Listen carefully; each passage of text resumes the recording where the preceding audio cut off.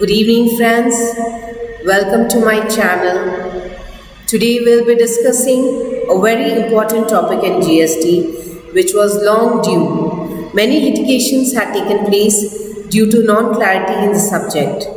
Now, department has come up with a clarification in circular number 178 dated 10/22.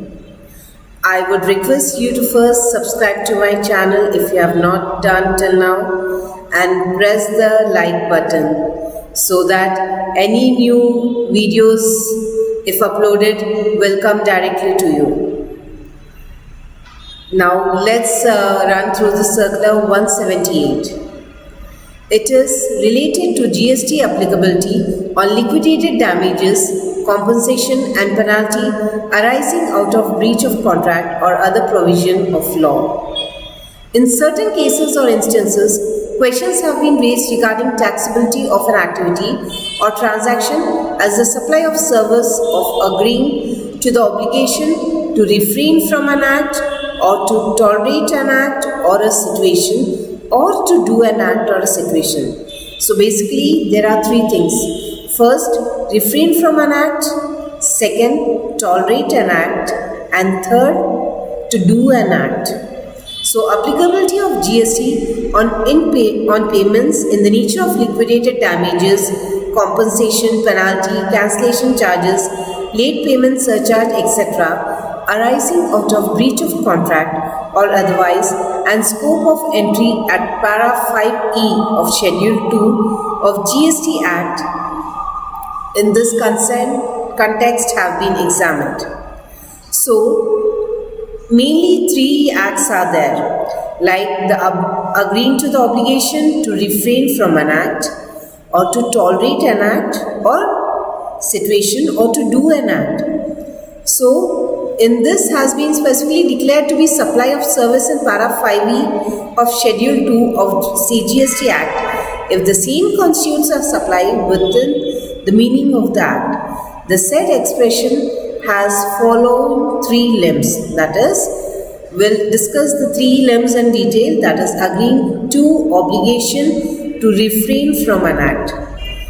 So, to refrain from an act means, like for example, if any competition is there and to refrain others to take part in the competition, some consideration is paid to them. Or for example, if two buildings are being constructed, the first builder gives a compensation to the other builder for not raising the height of the building beyond his building to have the sunlight. So that is an act of refraining. So for this, if the compensation is paid, so that compensation should be treated as supply or not. Agreeing to obligation to tolerate an act or a situation. Like if a shopkeeper allows a hawker to operate in front of his shop for consideration of monthly payment, so that is an tolerating an act. Like if someone is standing in front of his shop, so he is tolerating that hawker on payment of consideration. So that consideration or compensation, whether it is treated as a supply. Agreeing to obligation to do an act. For example, if an industrial unit agrees to install the equipment for zero emission on behest of a neighboring residential complex, like even though if the industrial unit is a zero emission discharge, so but still the neighboring resident complex has given a consideration to install the equipment, so it is obligation to do an act. So whether that consideration is treated as supply. So the description agreeing to the obligation to refrain from an act or to tolerate an act or a situation or to do an act was intended to cover services such as described above. However, over the years, doubt have persisted regarding various transactions being clarified under the said description. Some of the important examples of such cases are service tax or GST demands on liquidated damages paid for breach of contract. That is, refraining from an act, though unintentionally. Compensation given to previous allottee of coal blocks for cancellation of their licenses pursuant to Supreme Court order. Check dishonor, and for that penalty or fine charged by the power distribution company from the customer. Penalty paid by a mining company to state government for unaccounted stock of river bed material. Bond amount recovered from employee leaving the employment before the agreed period. Late payment charges collected by any service provider for late payment of bills. Fixed charges collected by a power generating company from State Electricity Board or by SEBs and DISCOMs from individual customer for supply of electricity. Cancellation charges recovered by railway for cancellation of ticket, etc. So, in some cases, tax authorities have initiated investigation, and in some advanced ruling authorities have upheld tax liability. In service tax law, service was defined as an act as any activity carried out by a person for another for consideration. As discussed in Service Tax Education Guide, the concept activity for a consideration involves an element of contractual relationship, wherein the person doing an activity does so at the desire of the person for whom activity is done in exchange for consideration. An activity done without such a relationship, that is, without the express or implied contractual reciprocity of a consideration, would not be an activity for consideration. So, here there is no contractual reciprocity in the examples what we have mentioned above, where one supplies goods or services at the desire of another is an essential element of supply. The description of declared services in question, namely, agreeing to the obligation to refrain from an act or to tolerate an act or a situation or to do an act in para 5E of Schedule 2 of CGST Act is strikingly similar to the definition of contract in the Contracts Act 1872. The Contract Act defines contract as a set of promises forming consideration for each other. Promise has been defined as willingness of the promiser to do or abstain from doing anything. Consideration has been defined in Contract Act as what the promisee does or abstains from doing for the promises made to him. This goes to show that the service of agreeing to the obligation to refrain from an act or to tolerate an act or situation or to do an act is nothing but a contractual agreement. A contract to do something or abstain from doing something cannot be said to have taken place unless there are two parties, one of which is expressly or impliedly agrees to do or abstain from doing something, and the other party agrees to pay to the first party for doing or abstaining from doing such an act. There must be necessarily a sufficient nexus between the supply and the consideration. But in the above examples, what we have seen, like penalty for dishonor of check dishonor, it's not intentionally done. Sometimes it may be intentionally and sometimes it is on the fault.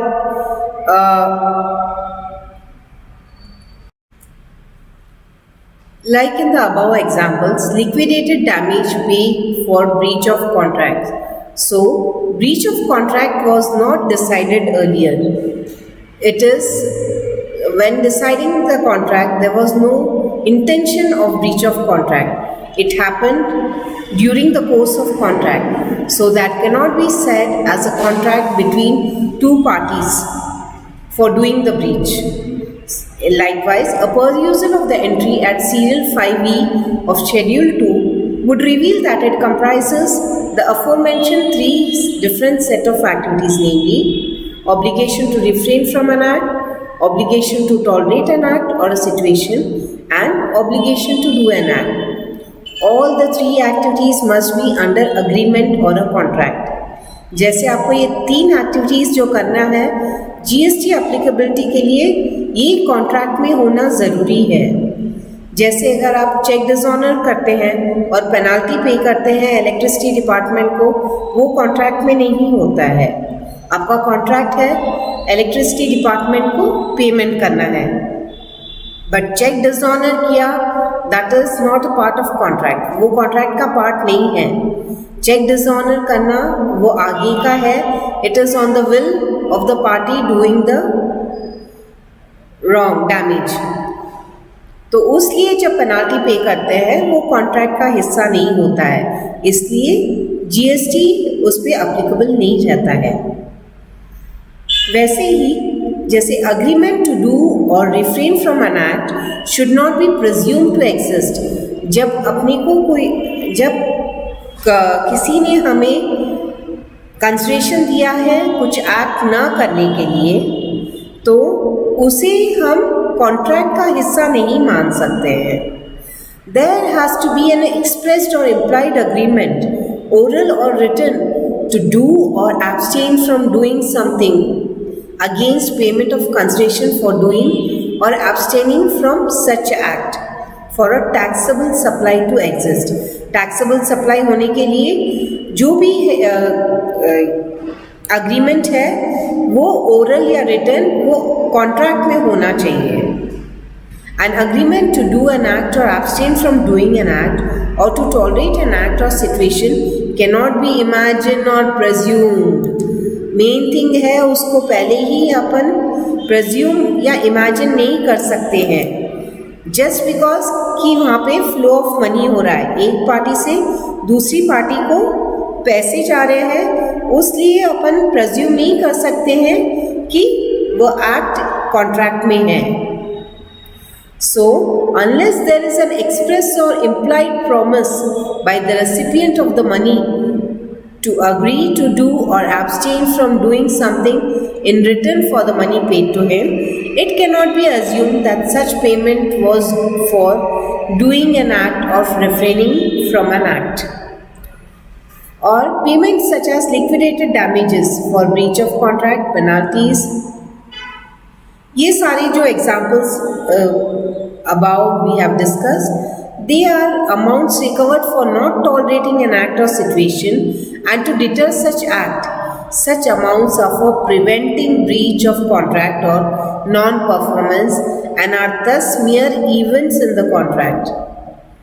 जो amount damage के लिए recover हो रहा है for not tolerating an act or situation or to do an act, वह prevent करने के लिए था, नॉट कि उसको कॉन्ट्रैक्ट का हिस्सा बनाने के लिए। तो उसे हम सप्लाई नहीं मान सकते हैं और ना ही उस पर जीएसटी चार्ज कर सकते हैं। Further, such amount do not constitute payment for tolerating an act because there can not be any contract for breach thereof. कोई कॉन्ट्रैक्ट ब्रीच करने के लिए नहीं करते हैं, ना ही स्टॉक होल्ड करने के लिए। जैसे माइनिंग कॉन्ट्रैक्ट हो तो लिमिट से ज़्यादा स्टॉक होल्ड करने के लिए कोई कॉन्ट्रैक्ट नहीं होता है, या एम्प्लॉयमेंट अगर छोड़ता है कोई बिफोर द मिनिमम पीरियड तो उसके लिए भी कोई कॉन्ट्रैक्ट एंटर नहीं होता है। Such payments will not constitute consideration and hence such activities will not constitute supply within the meaning of the act. Tax liability of these transactions आगे detail में डिस्कस करेंगे। लिक्विडेटेड डैमेजेस, लिक्विडेटेड डैमेजेस क्या है कि अगर कोई contract breach करता है तो जो पार्टी ने कॉन्ट्रैक्ट ब्रीच किया है उससे पेमेंट दूसरे पार्टी को पे करना होता है कॉन्ट्रैक्ट ब्रीच करने के लिए या कॉन्ट्रैक्ट परफॉर्म नहीं करने के लिए। ब्रीच और non performance of contract by one party results in loss and damage to the other party. Therefore the law provides in section 73 of Contract Act 72 1972 that when a contract has been broken, the party who suffers such breach is entitled to receive from the other party compensation for loss or damage caused to him by such breach. अगर कोई contract बराबर से पूरा नहीं करता है तो उसे दूसरी पार्टी को जिसने लॉस बेयर किया है उसे कॉम्पनसेशन देना होता है, और ये कॉम्पनसेशन इंडिपेंडेंट एक्टिविटी है, वो कॉन्ट्रैक्ट का हिस्सा नहीं है, इसलिए that can not be taken as GST. उस पर जीएसटी नहीं आएगा क्योंकि वो सप्लाई ही नहीं है। It is common for the parties entering into contract to specify in the contract itself the compensation that would be payable in the event of breach. Compensation पहले contract में लिख सकते हैं, but इसका अर्थ यही नहीं होता है कि एक पार्टी को ब्रीच करना ही है। अगर वो ब्रीच करता है, अगर वो कॉन्ट्रैक्ट पूरा नहीं करता है तो उसे जो राशि देनी होती है दूसरी पार्टी को वो लिखते हैं कॉन्ट्रैक्ट में, बट कॉन्ट्रैक्ट ये नहीं कहता है कि एक पार्टी को ब्रीच करना है, एक पार्टी को कॉन्ट्रैक्ट पूरा नहीं करना, ऐसे नहीं रहता है। सो liquidated damages as cash compensation agreed to by a signed written contract for breach of contract payable to the aggrieved party. So अगर if the contract is broken and some has been penalty अगर देते हैं दूसरे party को, that cannot be taken as supply and that cannot attract GST.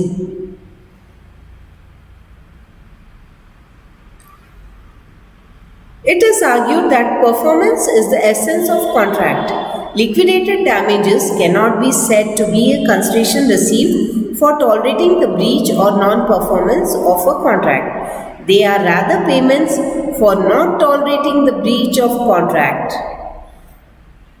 Payment of liquidated damages is stipulated in a contract to ensure performance and to deter non-performance. Liquidated damages इसलिए contract में होता है कि दोनों party contract पूरा करें, ना कि कॉन्ट्रैक्ट पूरा न करें। तो liquidated damages it cannot be taken as consideration, उसको हम कंसिडरेशन कॉन्ट्रैक्ट के लिए नहीं मान सकते हैं, इसलिए वह सप्लाई नहीं कहलाएगा और ना ही उस पर जीएसटी लगेगा।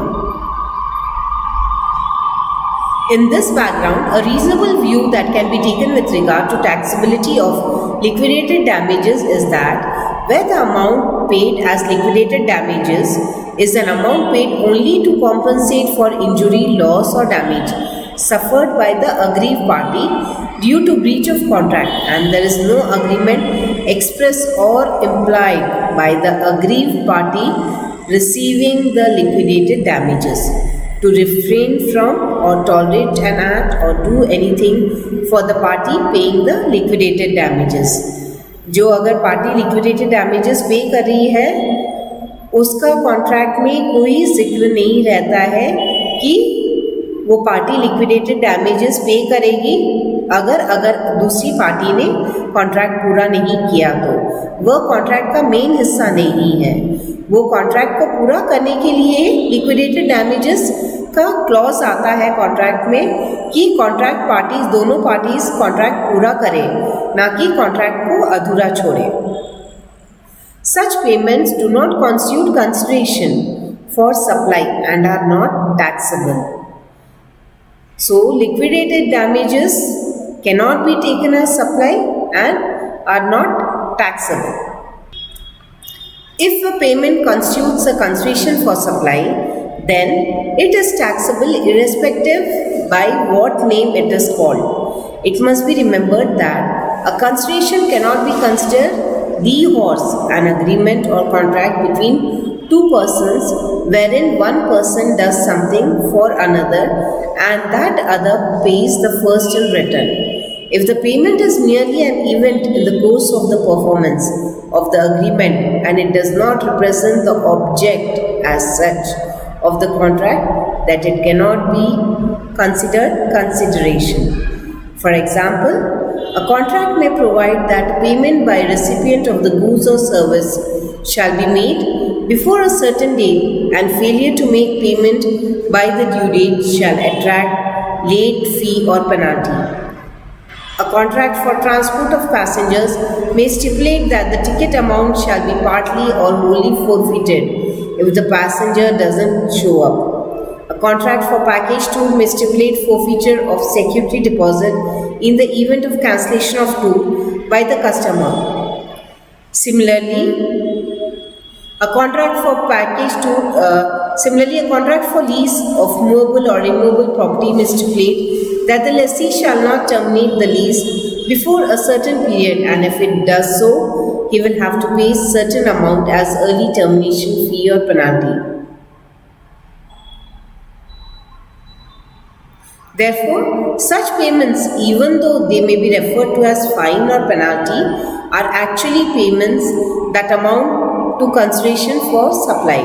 So, in the above examples, अगर contract ट्रांसपोर्टर ऑफ पैसेंजर्स के लिए है जिसमें टिकट का अमाउंट अगर पार्टली या होली फोरफिट हो जाएगा अगर पैसेंजर नहीं आता है, तो वो सप्लाई है, बिकॉज वो कॉन्ट्रैक्ट ही इसलिए है कि अगर सब पैसेंजर नहीं आता है तो उसका टिकट का पैसा फोरफिट हो जाएगा. So such contracts are considered supply and इस पे जीएसटी लगेगा. Early constitute consideration for supply of facility, namely of acceptance of late payment, early termination of lease agreement or prepayment of loan, and of making arrangement for the intended supply by the tour operator respectively. Therefore, such payments, even though they may be referred to as fine or penalty, are actually payments that amount to consideration for supply and are subject to GST in cases where such supply is taxable.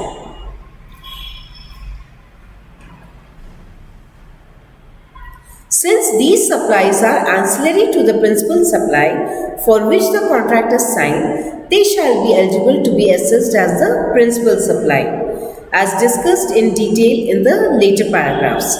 Naturally, such payments will not be taxable if the principal supply is exempt.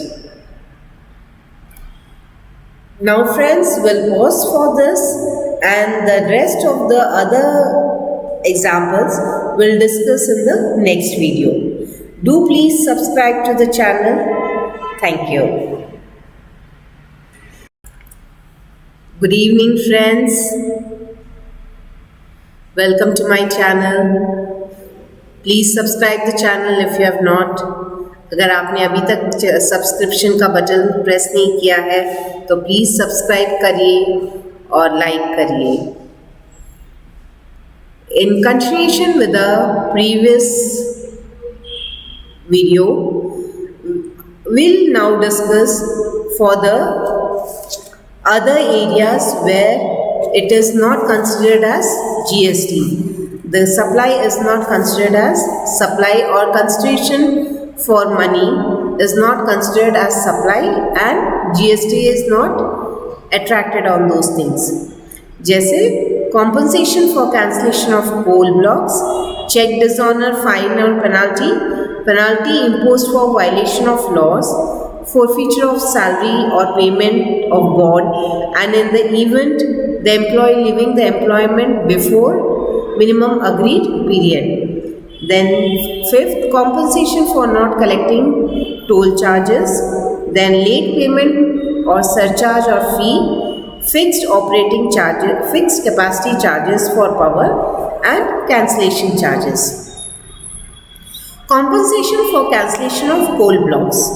So, in the year 2014, coal block or mine allocation were cancelled by the Honorable Supreme Court by order dated 24/9/2014. Subsequently, Coal Mines Special Provision Act 2015 was enacted to provide for allocation of coal mines and vesting of rights, title and interest in and over the land and mines infrastructure together with mining lease to successful bidders and allottees.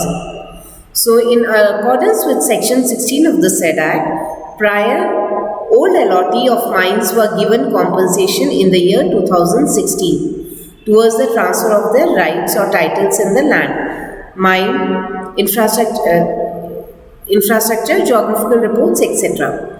But यहाँ पे there was no contract between the government and the old allottees of the coal mines.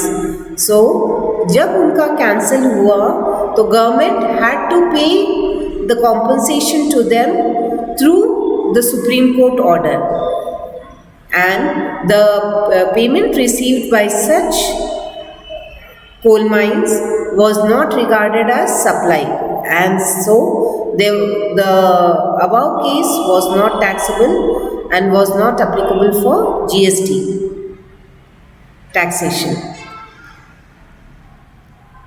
The compensation paid for cancellation of coal block pursuant to the order of Supreme Court in the above case was not taxable. Next is check, dishonor, fine or penalty. See, there is no contract to dishonor a check and pay fine. No supplier wants a check given to him to be dishonored. It entails extra administrative cost to him and disruption of his routine activities and cash flows.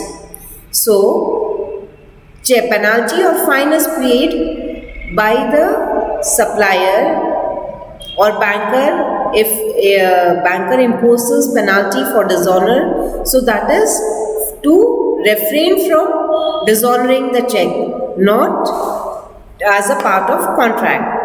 Therefore, the fine or penalty that the supplier or banker imposes for dishonor of check is a penalty imposed not for tolerating the act or situation, but a fine or penalty imposed for not tolerating, penalizing, and thereby deterring and discouraging such an act or situation. Therefore, check, dishonor, fine or penalty is not consideration for any service and not taxable. Cheque, dishonour, fine और penalty को हम service नहीं consider कर सकते and वह taxable नहीं होगा. Next is penalty imposed for violation of laws. Penalty imposed for violation of laws such as traffic violation or for violation of pollution norms or other laws are also not consideration for any supply received and are not taxable, which are also not taxable. Same is the case with fines, penalty. जैसे हमने पहले discuss किया, cheque, dishonour का penalty fine is not considered as service. In the same way the cases with fine penalties imposed by the mining department of a central or state government or a local authority on discovering mining of excess material beyond the permissible limit or mining activities in violation of mining permitted, such penalties cannot be considered as a service and it cannot be taxed. Laws are not framed for tolerating their violation. They stipulate penalty. उन पे penalty इसलिए लगाते हैं कि वो law को violet ना करें, ना कि वो वायलेशन करके पेनाल्टी की चाह रखते हैं. Therefore, there is no agreement between the government and the violator specifying that violation would be allowed or permitted against payment of fine or penalty. There cannot be such an agreement. Therefore, the Service Tax Education Guide issued in 2012 on advent of negative list regime of services explained that fines and penalties paid for violation of provision of law are not consideration and no services received in lieu of payment of such fines and penalty. Therefore, it also holds true for the GST law. GST also cannot be charged. हम fines और penalties पे GST भी charge नहीं कर सकते क्योंकि वह ना तो सप्लाई है ना ही सर्विस है. Next is forfeiture of salary or payment of bond amount in the event of employee leaving the employment before the minimum agreed period. Employer को एम्प्लॉई हायर करने के लिए एक्सपेंडिचर इनकर करना पड़ता है It is not an easy job to hire an employee. उसके लिए they have to invest in recruitment agencies, his training and other investments to make him part of the organization. उसको ऑर्गेनाइजेशन में fit होने के लिए first training देनी पड़ती है, रिक्रूटर एजेंसीज रखना पड़ता है ताकि सही कैंडिडेट का चयन हो सके और उनको बिजनेस सीक्रेट्स और प्राइवेसी सब उनको दिया जाता है, वो डिटेल्स और बिजनेस के बारे में जानकारी दी जाती है। अगर कोई एम्प्लॉई अपने टाइम के पहले ही मिनिमम जो अग्रीड पीरियड होता है उसके पहले अगर वो एम्प्लॉयमेंट छोड़ता है तो उसे बॉन्ड पेमेंट करना पड़ता है और या तो उसकी सैलरी फॉरफिट हो जाती है। So such income is also not considered as supply because during the agreement for hiring an employee there cannot be a situation where the employee will leave before the minimum agreed period cannot be a part of contract. It will be liable to fine or penalties because to avoid him to leave the contract or leave the service before the minimum agreed period.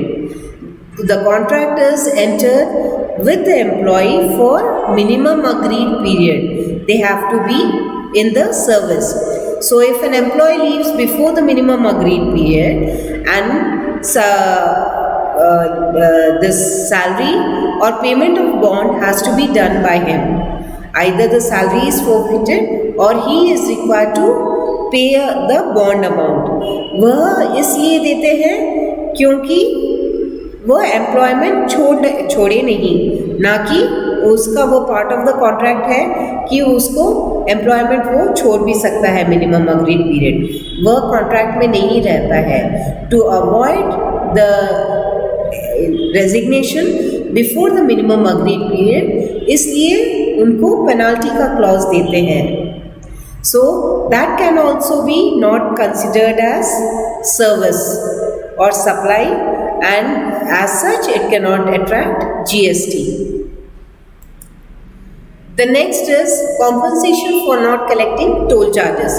In the wake of demonetization, NHAI directed the concessionaries, toll operators to allow free access of toll roads to the users from 8/11/2016 to 1/12/2016।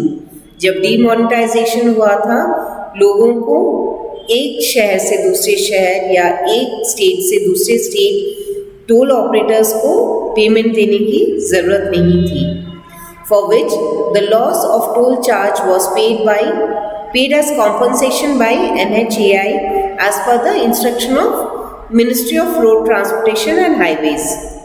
The toll reimbursements were calculated based on average monthly collection of the toll. So, a question arose whether the compensation paid to the concessionary by project authorities in lieu of suspension of toll collection during the demonetization period was taxable as a service by way of agreeing to refrain from collection of toll. यहाँ पर क्या toll collection से refrain कर रहे हैं, तो क्या वो कॉम्पनसेशन जो बाद में उन्हें मिल रहा है उसको सप्लाई जैसे कंसिडर करेंगे या उसको सर्विस जैसे कंसिडर करेंगे? It has been clarified by circular number 212/2/2019 ST dated 21/5/2019 that the service that is provided by toll operators is that of access to a road or bridge, toll charges being merely a consideration for that service. During the period from 8/11 to 1/12/2016, the services of access of road or bridge continued to be provided without collection of toll from users. Therefore, consideration came from a person other than the actual user of service does not mean that the service has changed.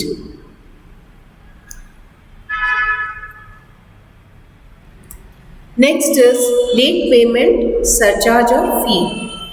So, the facility of accepting late payment with interest or late payment fee, fine, penalty is facility granted by the supplier is naturally bundled with the main supply.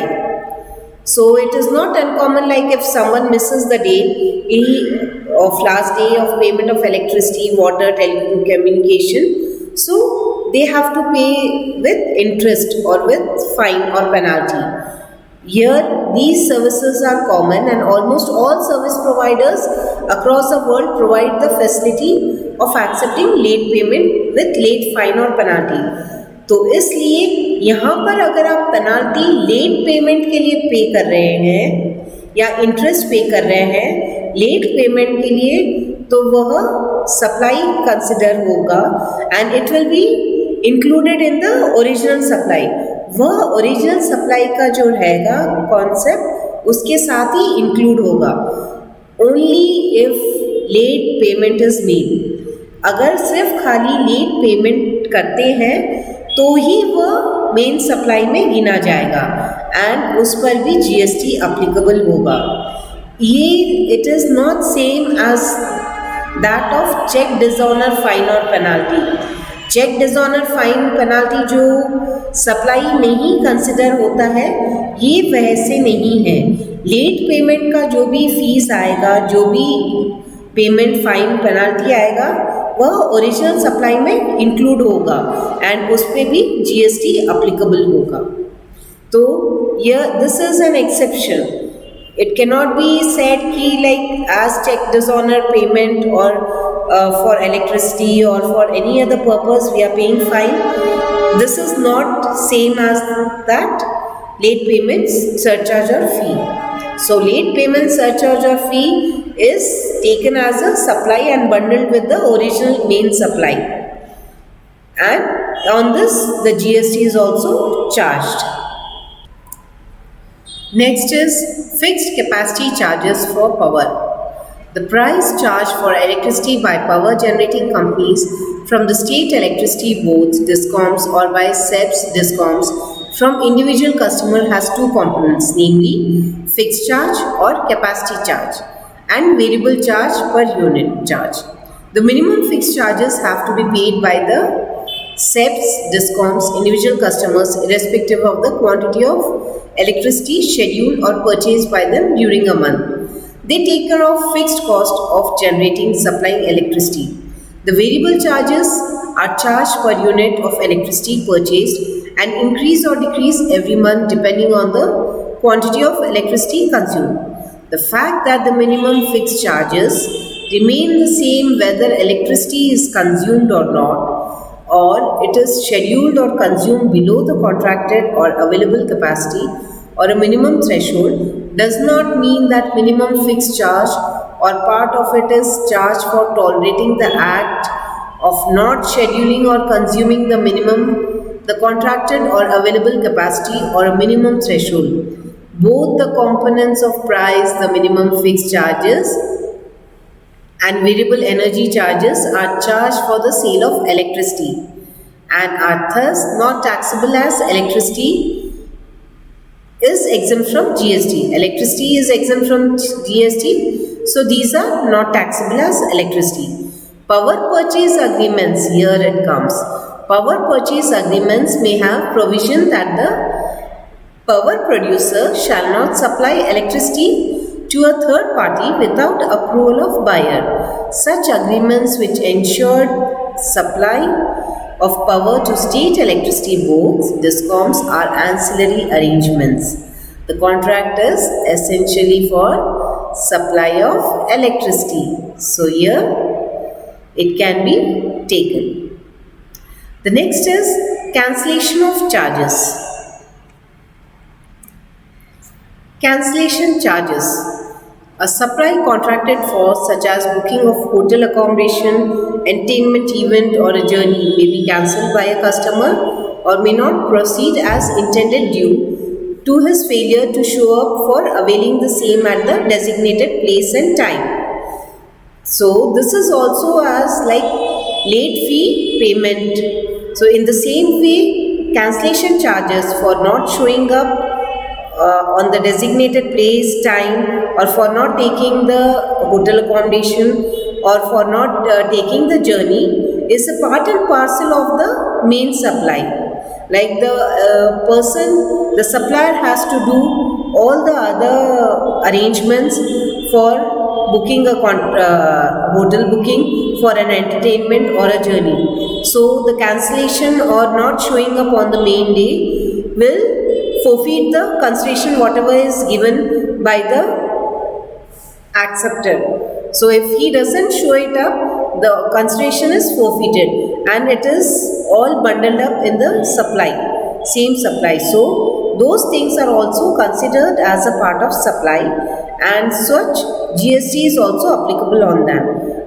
Please understand not to mix it up with the charges for dishonor of check. Dishonor of check is not part of contract, but the supply for hotel booking, entertainment or journey, if cancelled by the customer, becomes part of the supply because it is bundled up.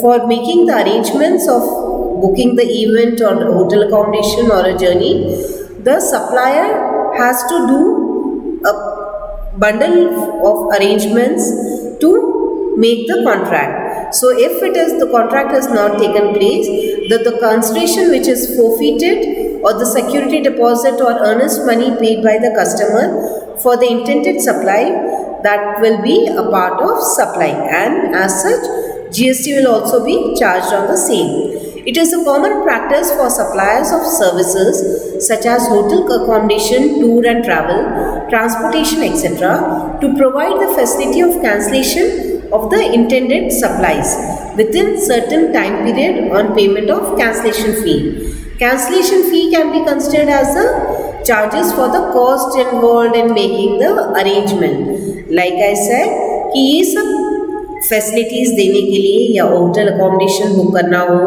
या tour का या travel या कोई transportation का book करना हो, तो उसके लिए सप्लायर को कॉस्ट बेयर करना पड़ता है.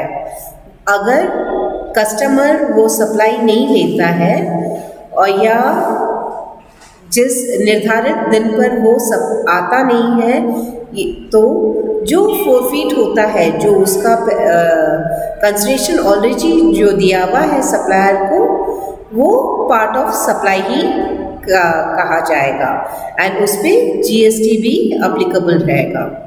Such as in cancellation of reserved tickets by the Indian Railways. Services such as transportation, travel and tour constitute a bundle of services. The transportation service, for instance, start with booking of the ticket of the travel and last at least till exit of the passenger from the destination terminal. So, all these services are at a cost. It is not कि आपने जिस ticket book कर दिया तो it's only one part of it. For the supplier, he has to do a whole lot of arrangements for doing the same.